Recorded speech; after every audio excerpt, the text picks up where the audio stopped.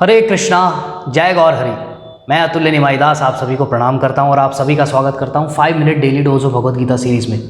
तो कल हमने चर्चा की थी निष्काम के ऊपर कि निष्काम शब्द का अर्थ क्या होता है, और आपको आगे बताया था कि भगवान कह रहे हैं कि इसको ध्यानपूर्वक सुनो। बुद्धि योगे, बुद्धि योग कहा है भगवान ने, इसको समभाव से कार्य करने को बुद्धि योग कहा है भगवान ने। तो ऐसा क्यों कहा? तो आइए आज उस पाठ को ले लेते हैं। तो देखिए क्या कहा गया है। हे प्रतापुत्र, तुम यदि ऐसे ज्ञान से कर्म करोगे। कौन से ज्ञान से? सबसे पहले ये चीज ध्यान रखिएगा, इसमें दो पार्ट्स आते हैं। पहला सांख्य, मैं शरीर नहीं आत्मा हूं, राइट। सांख्य में भगवान ने ये बताया, ठीक है। दूसरा पार्ट क्या है? समभाव, सुख दुख, लाभ हानि, विजय पराजय। क्यों? क्योंकि ये सारी चीजें जो है ये शरीर से जुड़ी हुई है। आत्मा से तो इसको हमसे तो इसका कोई लेना देना ही नहीं है। ये सारी चीजें किससे जुड़ी है? सुख दुख, लाभ हानि, जय पराजय, ये सारी चीजें शरीर से जुड़ी हुई है। तो इसमें संभाव रहना, इस ज्ञान में कर्म करना है अब कि मुझे इसमें संभाव रहना है, मुझे निष्काम रहना है। संभाव कैसे रह सकते हैं? संभाव towards the fruit, towards the result of the कार्य। जो कर्म आप कर रहे हो उसका जो रिजल्ट आ रहा है, जो उसका फ्रूट आ रहा है, उसके प्रति संभाव, चाहे वो सफलता का फल हो या असफलता का फल हो। ऐसे ज्ञान से कर्म करोगे तो तुम कर्मों के बंधन से अपने आप को मुक्त कर सकते हो। अब देखिए, बड़ा इंपॉर्टेंट पॉइंट है। अब इसमें देखिए पहली चीज क्या आ रही है। भगवान हमसे ये चाहते हैं कि हम कर्मों के बंधन से मुक्त हो, तभी तो बता रहे हैं, वरना क्यों बताते? दूसरी चीज, दुनिया में क्या एक बड़ी भ्रांति है। अब देखिए, खुद ही भगवान काट रहे हैं, मैं नहीं कह रहा आपको, मैं आपको कुछ नहीं कह रहा, भगवान जो कह रहे हैं वो पढ़ के आपको सुना रहा हूं। तो भगवान ने इस भ्रांति को काट दिया कि जो लोग ये कहते हैं कि भगवद गीता जो है वो कर्म की पुस्तक है, कर्म का ग्रंथ है, इसको भगवान ने बिल्कुल काट दिया, और शुरू में ही काट दिया। देखिए दूसरे अध्याय का 39वां श्लोक है। तो भगवद गीता शुरू ही है, अभी तो 16 चैप्टर और बाकी है, 16 अध्याय और बाकी है। दूसरे अध्याय में ही 39वें श्लोक में ही भगवान ने इस मिथ को, इस भ्रांति को काट दिया कि भगवद गीता जो है वो कर्म की पुस्तक है। भगवान यहां कह रहे हैं निष्काम भाव से कर्म करना है, कर्म नहीं करना, सिर्फ भाव ज्यादा इंपॉर्टेंट है। देखिए किसी भी काम में आपका भाव बहुत, इमोशंस क्या है वो बहुत इंपॉर्टेंट है। आपका बच्चा आपके पैर छू रहा है परंतु अंदर उसके क्या है, आपके प्रति कोई इज्जत नहीं है, तो बताइए क्या ऐसा पाँव छूना आपके लिए कोई मायने रखेगा?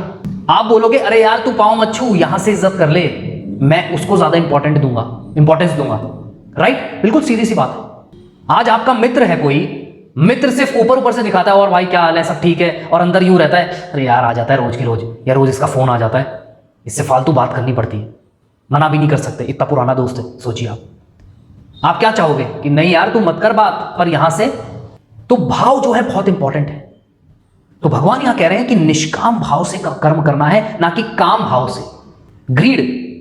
ग्रीड हम किसकी करते हैं? हम कर्म से ग्रीड को नहीं जोड़ते, हम उसके फल से ग्रीड को जोड़ते हैं कि मुझे ये प्राप्त होगा, मुझे ये प्राप्त करना है। फल से आप उसको जोड़ते हो, ग्रीड को, काम को। तो बंधन का मतलब क्या है?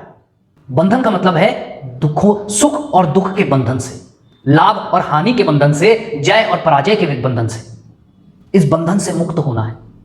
भगवान ने पहले क्या बताया, क्यों बोला भगवान ने स्टार्टिंग में ही, जैसे हम पहले भी इस पर चर्चा कर चुके हैं कि भगवान, जब अर्जुन ने कहा भगवान मुझे श्रेष्ठकर चीज बताओ, तो भगवान ने यह क्यों बताया कि तू शरीर नहीं आत्मा है। यह भगवान ने इसलिए बताया क्योंकि आगे जो मैं बताऊंगा उसको तुझको इसी एंगल से देखना है, आत्मा के एंगल से।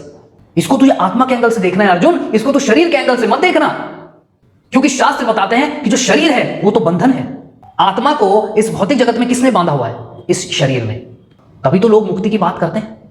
तो भगवान यहां चाह रहे हैं कि तुम कर्म तो करो परंतु उससे जो फल आए वो तुम्हें बांधे ना, क्योंकि कर्म 2 प्रकार के होते हैं, 3 प्रकार के होते हैं वैसे तो, तीसरा मैं आगे लूंगा।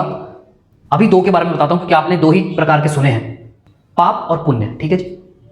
जब आप पाप करते हो तो उसका एक फल होता है, जब आप पुण्य करते हो तो उसका भी एक फल होता है, और इन दोनों के फल को भोगने के लिए आपको इस भौतिक जगत में यह मनुष्य शरीर धारण करना पड़ता है। जन्म मृत्यु जरा व्याधि, ये बंधन है। तो भगवान चाह रहे हैं कि हम ऐसे कार्य करें कि हम इस बंधन से मुक्त हो जाएं। तो अगर हमको आत्मा के, तो ऐसे में फिर हमको क्या करना पड़ेगा? अगर हम शरीर के लेवल पे कार्य करेंगे तो शरीर से जुड़े हुए, तो उसके अंदर हमारा बंधन कभी छूट नहीं सकता। बंधन तभी छूट सकता है जब हम आत्मा के लिए कार्य करें। तो इसमें भगवान के इंस्ट्रक्शंस हमें लेने पड़ेंगे, क्योंकि भगवान यहां आत्मा की बंधन की बात कर रहे हैं कि आत्मा तुम कैसे इस बंधन से मुक्त हो सकते हो, तो वो भगवान उस हिसाब से बता रहे हैं। तो भगवान ने यहां योग शब्द का इस्तेमाल क्यों किया? बुद्धिर योगे, बुद्धि का मतलब मैं आपको पहले समझा चुका हूं। अब योग का मतलब होता है कार्य को बड़े कौशलता से करना। बुद्धिर योगे, कि आपने बुद्धि का योग का मतलब होता है जोड़ना, कि आपने जब आपने बुद्धि का इस्तेमाल किया तो आपने क्या कर लिया? बुद्धि को जोड़ लिया ना अपने कार्य में। तो आपने जब बुद्धि का योग किया अपने कार्य में, तो भगवान जो बता रहे हैं वो योग विद्या बता रहे हैं। कि तू कार्य भी करेगा और उस कार्य के फल से तू बंधन में भी नहीं फंसेगा। कार्य करेगा, कार्य किए बिना तो कोई कुछ कर ही नहीं सकता। कार्य तो करना ही पड़ेगा। मैं बोल रहा हूं ये भी कार्य है, आप सुन रहे हैं ये भी कार्य है, इससे तो कोई छूट ही नहीं सकता। परंतु जो इसका फल आ रहा है उससे आप ना बंधो, वो योग कहलाता है। इसी अध्याय में आएगा आगे योग कर्मशु कौशलम, कि योग क्या है? कर्म करने का कौशल, कि कैसा कार्य करें, किस तरीके से कार्य करें। योग कर्मशु कौशलम, योग कर्म कौशल, कि किस कौशल, कैसी कौशलता से कार्य करें कि बंधन में ना फंसे, कर्म के बंधन में ना फंसे। तो मैंने कर्म वाला पॉइंट भी आपको क्लियर कर दिया और साथ के साथ पुराने जो सांख्य है, निष्काम है, इन तीनों को जोड़कर आज आपको बता दिया कि किस तरीके से भगवान हमसे क्या चाहते हैं। अब कल अगला श्लोक लेंगे, दूसरे अध्याय का 40वां श्लोक, तो वो बहुत ही इंपॉर्टेंट श्लोक है। तो देखते रहिए, शेयर करते रहिए। आप सभी का बहुत बहुत धन्यवाद। हरे कृष्णा, जय गौर हरि, जय श्रीला प्रभुपाद।